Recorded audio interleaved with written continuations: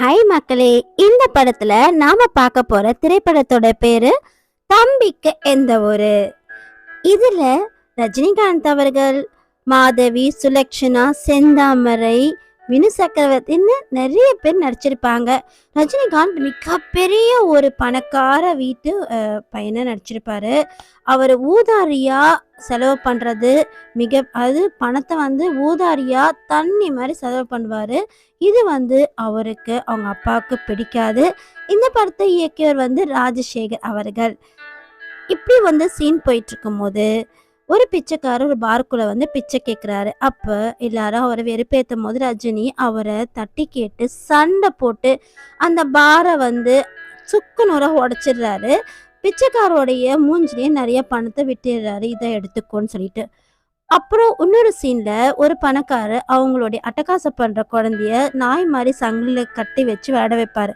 இதை பார்த்து ரஜினி தட்டி கேட்கும் போது அவர் இது ஏன் பையன் நான் என்ன வேணா பண்ணுன்னு சொல்லும் போது ரஜினிக்கு பயங்கர கோவம் அவரு சைக்கிளை தூக்கி அந்த காரை அடிச்சு உடைச்சிடறாரு.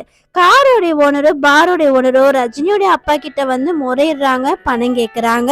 ரஜினி அதை பார்த்து பயந்து உள்ள ஓடுறாரு. அப்புறம் அவங்க அப்பா கிட்ட பேசும்போது அவங்க அப்பா சொல்றாரு, நீ பண்றது ரொம்ப தப்பு, பணத்தோட அருமை உனக்கு தெரியல, நீ வேணா என்கிட்ட ஒரு சவாலை ஏத்துக்கோ. அதாவது 1 வருஷத்துக்கு நீ என் பேரை சொல்லக்கூடாது, அதே மாதிரி என்கிட்ட இருந்து 1 ரூபாய் வாங்கக்கூடாது, நீயே சுயமா சம்பாரிச்சு 1 வருஷத்தை நீ வாழ்ந்து காமின்னு சொல்றாரு. ரஜினியும் அந்த சவாலை ஏத்துக்கிறாரு. ஏத்துக்கிட்டு அவங்களுடைய அப்பா சொன்னபடி அவருடைய ஃப்ரெண்டான கங்காதரன் அவர் வீட்டுக்கு கிளம்புறதுக்கு முற்படுறாரு. எதையுமே நீ எடுத்துட்டு போக கூடாதுன்னு ஒரு துணி பையில ட்ரெஸ் மட்டும் கொடுக்குறாரு. அவங்க அப்பா கூடவே ஒரு 100 ரூபாய் நோட்டும் ஒரே ஒரு லெட்டரும் கொடுக்குறாரு. இதை எடுத்துட்டு ரஜினி அந்த கிராமத்துக்கு போறாரு. அந்த கிராமத்துல இறங்கின உடனே ரஜினிக்கு அந்த இடமே வித்தியாசமா தெரியுது. அவருடைய வாழ்க்கைக்கு சுத்தமா ஒரு எதிர்ப்புறமா போயிடுச்சு. அந்த மாதிரி ஒரு லைஃப் செக்டருக்குள்ள வந்துடுறாரு. ரஜினி உள்ள எல்லார்கிட்டையும் கங்காதரன் எவன் அவன் கேட்குறாரு. ஊர் மக்கள் எல்லாம் கோச்சிக்கிறாங்க. கங்காதரனான செந்தாமரை அங்கே அவருக்கு பொடல்லையே ஒன்று போட்டு நான் தான் கங்காதரன் சொல்றாரு. ரஜினியும் சாரி கேட்டுட்டு விபரத்தை சொல்றாரு. ஃப்ரெண்ட் அனுப்பின பையன் தெரிஞ்ச பையன் நினைச்சிட்டு ரஜினிய அவங்களுடைய வீட்டுக்குள்ள கூப்பிட்டு ஃபேமிலியை இன்ட்ரடியூஸ் பண்ணி வைக்கிறாரு. சுலட்சணா அவர் செந்தாமரோட பொண்ணா வராங்க. அவங்களும் அவங்களோட தம்பியோ எருள் மாடு இருந்து அறைய சுத்தம் படுத்தி ரஜினி தங்க வைக்க ஏற்பாடு பண்றாங்க. ரஜினிக்கு இந்த சூழ்நிலையும் சாப்பாடு உட்பட, அதாவது களி உட்பட எல்லாமே வித்தியாசமா படுது. அப்புறம் அடுத்த சீன்லயே மாதவியோடைய ஃபேமிலியை இன்ட்ரடியூஸ் பண்றாங்க. அதுல வினு சக்கரவர்த்தி மாதவி ஹீரோயினோடைய அப்பா, கோவை சர்லா, ஜனகராஜ் இவங்க அசிஸ்டண்டா இருப்பாங்க. பார்ட்னரா ஸ்ரீகாந்த் இருப்பாரு. பார்ட்னரோட பையன்தான் நேகர் ரவி, மாதவிக்கு கல்யாணம் பண்ணி வைக்க போற மாப்பிள்ளை. சுலட்சணா ஒவ்வொரு வேலையா ரஜினிக்கு சொல்லி கொடுப்பாங்க. மாடை குளிப்பாட்டுற வேலையை சொல்லி கொடுப்பாங்க. அப்புறம் வயல்வெளியில வேலை செய்யற வேலை, சூரியனை பார்த்து மணி எப்படி பார்க்கணும் எல்லாமே சொல்லி கொடுப்பாங்க. இது ஒரு வித்தியாசமா படும் ரஜினிக்கு. அப்புறம் அவங்கள கோயிலுக்கு கூட்டு போயிட்டு ஏனைக்கு காசு கூட சொல்லுவாங்க. அவரும் பயப்படுவாரு. அதை பார்த்து அங்க வந்த ஹீரோயின் மாதவி கலாய்ப்பாங்க. யானை கிட்ட 200 ரூபாய் கொடுப்பாங்க, ஆனா யானை தூக்கி போட்டுடும். அதனால அந்த யானையே விலைக்கு வாங்கிடுவாங்க. பயங்கரமான முரடி அவங்க அப்படின்னு சொல்லிட்டு சுலட்சணா ரஜினி கிட்ட சொல்லுவாங்க.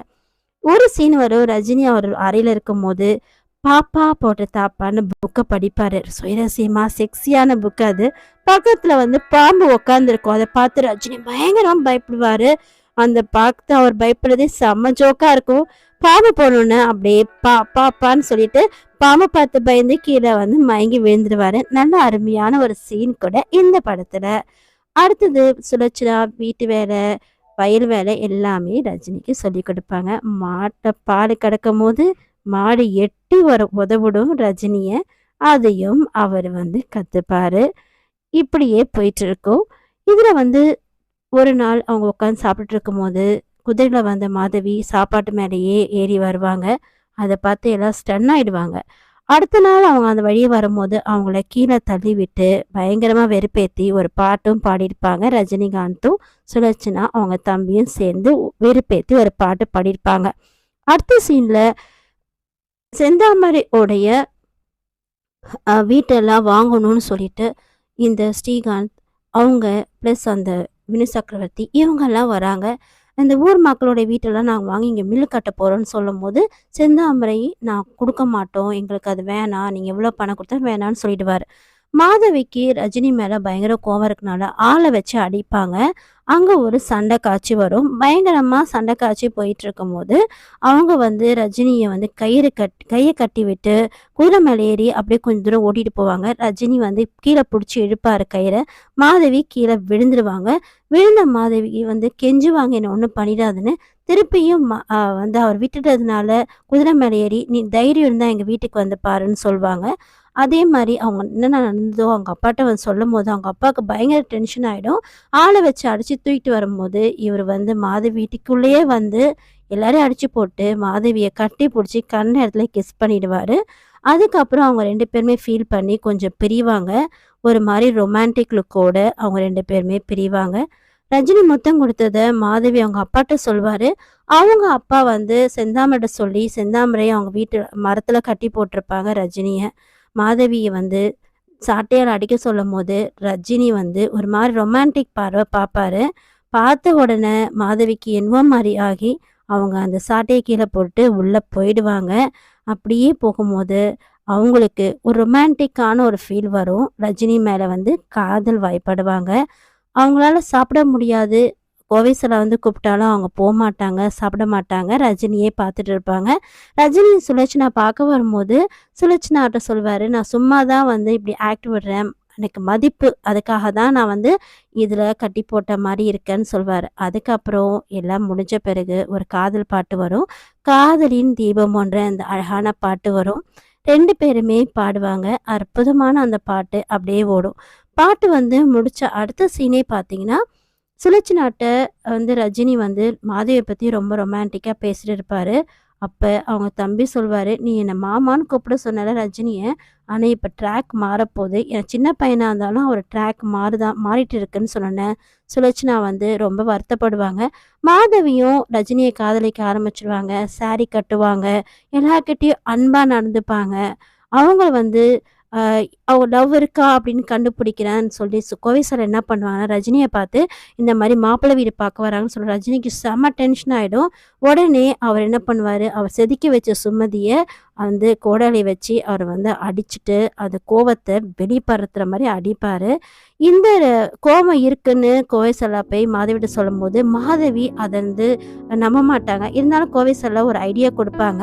மாதவி என்ன பண்ணுவாங்கன்னா குதிரையில் போயிட்டு நீ இன்னைக்கு கொடுத்தல நான் உனக்கு திருப்பி கொடுக்குறேன்னு ரஜினி மேலே ஏறி விழுந்து அவங்களும் பயங்கரமாக கிஸ் பண்ணுவாங்க. ஒரு ரொமான்டிக்கான அங்கே ஒரு சாங் அப்படியே வரும். அது சீன் பார்த்தீங்கன்னா வந்து மாதவி என்டலி மாறி ரொம்ப அழகாக அடக்கமான பொண்ணாக மாறி யானையை விடு வச்சிடுவாங்க. அங்கே அவங்க அடிமையாக இருந்த எல்லாரையும் விடு வச்சிடுவாங்க. என்டலி அவங்க வந்து ரஜினியை ரொம்ப லவ் பண்ண ஆரம்பிச்சிட சீன்ஸாக வரும்.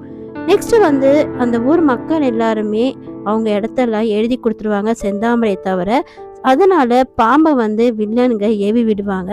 பாம்பு வந்து உள்ளே வந்தோடனே அதை அப்படியே வந்து எல்லாரும் அடிச்சுட்டு அதுக்கப்புறம் பாம்பு உள்ளே வந்துருச்சு எங்கெல்லாம் கொத்த வந்துச்சுன்னு சொல்லிட்டு அந்த சின்ன பையன் ரஜினிகிட்ட போய் சொல்லும் போது ரஜினி என்ன பண்ணுவாங்க, ஏன் என்கிட்ட சொல்லணும்னா அப்பா தான் சொல்ல வேணான்னு சொல்லிடுவாங்க. உடனே ரஜினிக்கு பயங்கர கோவம் வந்து அந்த ஸ்ரீகாந்த் மற்றும் அந்த ரவி கிட்ட போயிட்டு பயங்கரமாக மிரட்டிட்டு வருவார். அடுத்தது மாதவியும் ரஜினியும் ஜாலியாக பேசிட்டு இருக்கிறத சுலட்சணா பார்த்துருவாங்க. உடனே அவங்க கல்யாணத்துக்கும் ஒத்துப்பாங்க.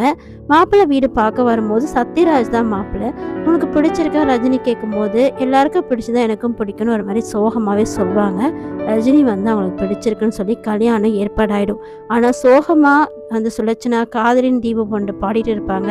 ரஜினி வந்து அதை கண்டுபிடிச்சிட்டு என்ன ஆச்சுன்னு கேட்கும் போது இந்த மாதிரி அவரை லவ் பண்ணதையும் அவர் வந்து சுமதின்ற மாதவியை லவ் பண்ணுறதையும் அவங்க பார்த்துட்டு சொல்லிட்டு அவங்க கல்யாணத்துக்கு ஓகே சொல்லி சத்யராஜை அவங்க கல்யாணமும் பண்ணிப்பாங்க.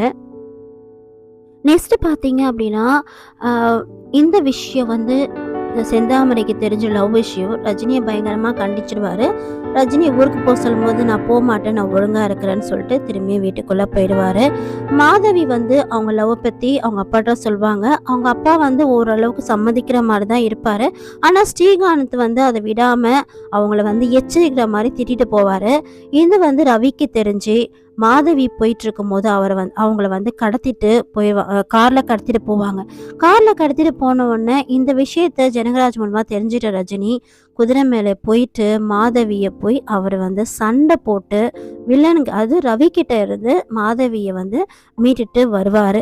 மீட்டுட்டு வந்து எங்கே போவார் அப்படின்னா மாதவியை மீட்டு வந்தவர் நேராக என்ன பண்ணுவாருன்னா சுலக்ஷனா இருக்காங்க இல்லையா, அவங்க வீட்டுக்கு கூட்டிகிட்டு போவார். சுலக்ஷனாவும் சத்யராஜும் இருக்கிற அவங்க அவங்க அவங்க வீட்டுக்கு கூட்டிகிட்டு போகும்போது மாதவியை வந்து கொஞ்ச நாள் இங்கேயே வச்சுக்கோங்க, நான் வந்து கூப்பிட்ற வரைக்கும்னு சொன்னோன்னே அங்கே வந்து பார்த்தீங்கன்னா வினு சக்கரவர்த்தி வில்லன்களால் கட்டி போடப்பட்டிருப்பாரு. மாதவி சுலக்ஷனாவும் உட்காந்து பேசிட்டு இருக்கும் போது அங்கே சத்யராஜ் வருவார். அவர் வந்து நடிகர் ரவியோடைய ஆள் அப்படின்னு சொல்லிட்டு அவங்கள கூட்டிகிட்டு வந்து சுலட்சணாவை தடுத்தாலும் சுலட்சணாவை அடித்து போட்டுட்டு மாதவியை அங்கேருந்து அந்த வில்லன் கும்பல் அப்படியே சத்யராஜ் உதவியோட கடத்திட்டு போகிறாங்க. கடத்திட்டு போகும்போது அங்கே என்ன இது வந்து ஓடி போய் இந்த விஷயத்த சுலக்ஷனா வந்து ரஜினியை வந்து தேடிட்டு போகிறாங்க. ரஜினி கிட்ட போயிட்டு அவங்க வந்து ரஜினியை கூப்பிடும் போது ரஜினி அங்கேருந்து வரும்போது ரஜினி கிட்ட நான் சொல்கிறாங்க, இந்த மாதிரி எல்லாரும் வந்து என் ஹஸ்பண்டும் உடந்தையாக இருந்திருக்காரு, அவரும் சேர்ந்து தான் சுமதின்ற அதை மாதவியை கடத்திட்டு போயிட்டாங்க அப்படின்னு ஒன்று இவர் ஃபாஸ்ட்டாக குதிரையை எடுத்துகிட்டு போகிறாரு. அங்கே போன உடனே அங்கே ஒரு பெரிய பங்களா மாதிரி இருக்குது. அங்கே துரத்தி இவங்க 2-3 பேருமே அங்கங்கே ஓடும் போது மாதவியை வந்து சத்யராஜ் வந்து அடித்து தோளில் தூக்கி போட்டு வரும்போது ரஜினி அதை இடமறிச்சு அங்கே மாதவியை சத்யராஜில் சண்டை போட்டு மாதவியை தூக்கிட்டு அவர் நேராக வந்துடுறாரு. அவரை காப்பாற்றிட்டு வந்துடுறாரு.